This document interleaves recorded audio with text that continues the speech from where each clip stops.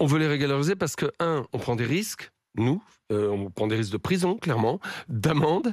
Eux prennent des risques, bien sûr, d'un renvoi à la frontière.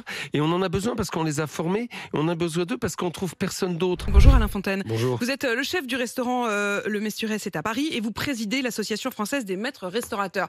J'ai voulu vous entendre à nouveau ce matin parce que on s'en souvient, ceux qui nous écoutaient ce matin-là, il y a quelques semaines, le gouvernement a dit renoncer à sa loi sur l'immigration. Or, dans cette loi, il y a une partie qui vous paraît essentielle, voire vitale pour tout un pilier de l'économie française, toute la restauration, mais pas que, qui repose beaucoup sur des travailleurs qui sont des travailleurs parfois sans papier, qui sont dans vos cuisines. Et vous aviez jeté un véritable cri du cœur en disant: ils sont déjà là, ils sont dans nos cuisines. C'est une absurdité de ne pas leur donner de papier. C'est officiel désormais, le gouvernement renonce. Et pourtant, vous avez alerté. Oui, on a alerté parce que ça fait partie des leviers de croissance pour nos établissements. Certains établissements vont fermer parce qu'il leur manque des employés. Alors, le sujet, c'est effectivement le rapport au travail.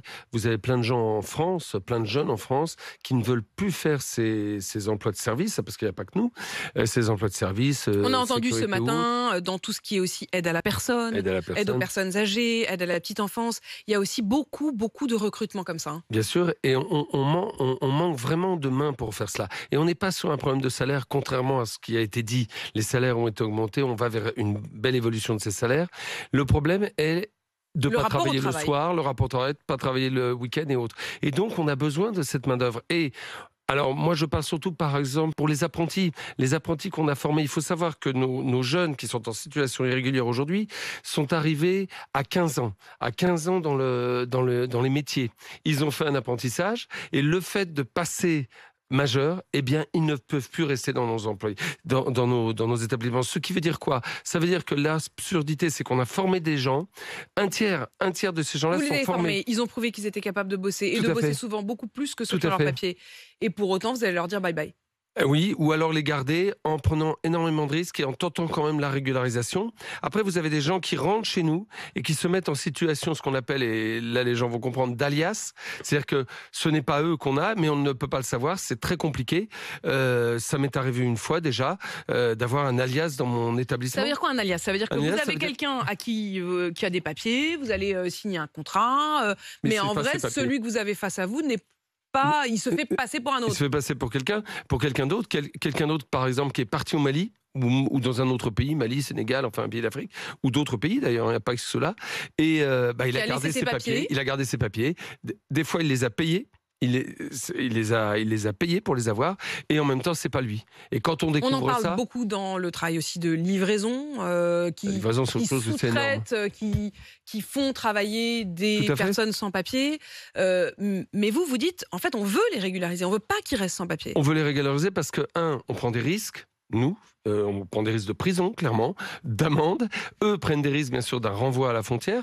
Et on en a besoin parce qu'on les a formés. Et on a besoin d'eux parce qu'on trouve personne d'autre. Et personne d'autre, c'est pas une question de salaire. C'est pas une question c'est une question vraiment de travail qui est un travail dur. L'aide à la personne, la restauration, les vigiles. Et quand vous regardez, moi, j'aimerais bien que les détracteurs de ces lois prennent le métro avec moi à 6 heures. Et puis qu'ils prennent le métro à 6 heures du matin. Moi, je le prends parce que j'aime pas prendre la voiture. Et à 6 heures du matin, qui je vois des gens qui viennent d'autres pays que le. En fait, les travailleurs qui ont des boulots avec des horaires pénibles, ce sont en effet, quand vous dites, il faut le dire, hein, c'est aussi souvent des gens de couleur, donc on les voit dans le métro, parce que je vais au bout de votre logique. Oui.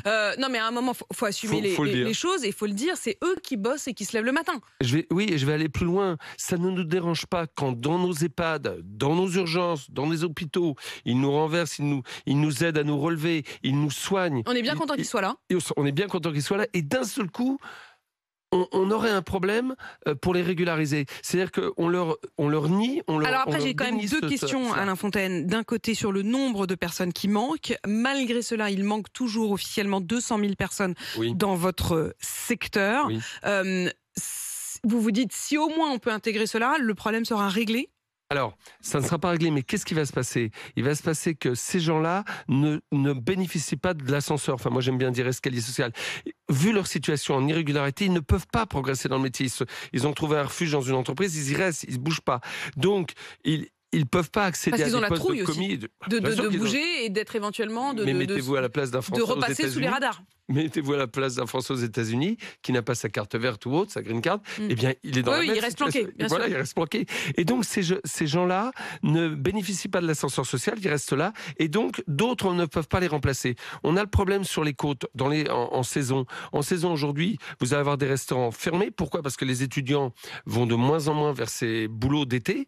Et donc, ces gens-là qui sont sans papier, voudraient se sédentariser, voudraient rester en France et voudraient pouvoir bouger librement et peut-être aller faire des saisons également. Mais ils ne peuvent pas. Mais ils vont pas oser parce bien sûr que qu'ils non. redoutent d'être repérés, comme on Vous évitez dit. de vous balader en France quand vous n'avez pas de papier quand même. Merci Alain Fontaine, en tout cas, d'être venu expliquer cela. Votre réponse donc au propos de Gérald Darmanin et au propos du gouvernement qui dit vouloir finalement restreindre cette autorisation des sans-papiers à travailler en France. Alain Fontaine, vous êtes chef du Mesturet à Paris et président de l'Association française des maîtres restaurateurs.